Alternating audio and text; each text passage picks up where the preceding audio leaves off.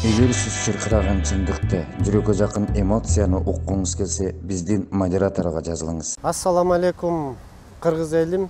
Биздин кайрылуубуздун себеби өзүңөр көрүп билип тургандай Жети областтын ынтымакка чакырып келатканбыз. Бүгүнкү күнгө чейин бул Жети областтын ынтымакка чакырган негизи бул жашообузда болуп аткан көйгөйлөрдүн баарын ким чечет деген вопросту чогултуп атканбыз да. Анан бүгүнкү күндө мынакей биздин ошентип элдерди чогултуп, бир жакадан баш, бир жеңден кол чыгаралы деп ынтымак алып келатсак, бүгүнкү күндө Артыков Амангелдини камап коюп, мына 1 ай, жарым ай, 2 айдын жүзү болду да, же чыгарышпайт. Негизи канчалаган коррупционерлерди кармашып, 1 айдан акчасын алып чыгарып коюп атышат. Эмне үчүн элдин көйгөйүн көтөрүп чыккан эр азамат жигиттерди бүгүнкү күндө каралап жөн эле болбогон өздөрүнүн мындайча айтканда ыплас иштери менен алып барып камап коюп атышат да. Кыргыздын баары ошентип эми көйгөйүн көтөрүп камалып отурсак, болгонмо болуп аткан көйгөйдү ким чечип, ким балдардын келечегин оңдоп кетет деген суроо туулуп атат да бизде.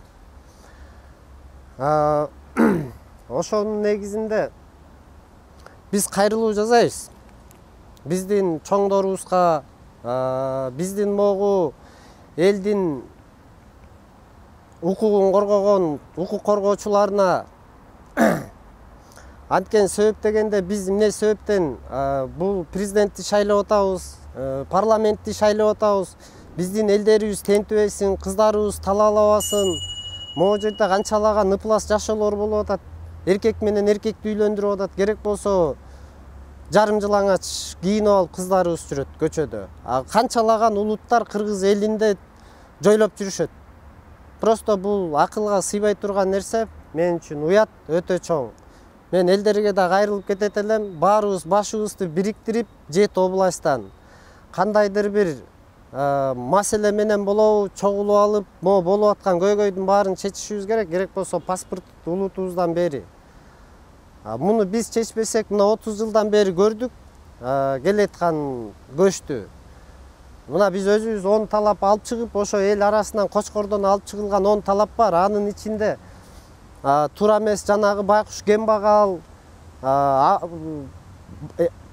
чоң энесин, тай энесин, кемпирди багып аткан жалгыз бала болсо, ошону каралап дагы ар кандай нерселер менен түрмөгө отурузуп канчалаган кыргыз жигиттер түрмөдө отуруп, өзүнүн жеринде туруп жашоосун көрө албай, бул жат көрүнүш да. Просто Кудайдан корко турган нерсени биз коркпой туруп кылып атабыз. Аллах Таала бул жашоого жаратып атат, биз болсо алып барып камап, каяктагы бир губкада Кудайдан да өтүп кете турган болдук. Болбосо өзүбүздүн кылып аткан ишибиздин баары биз үчүн өзүбүзгө күнөөлүү.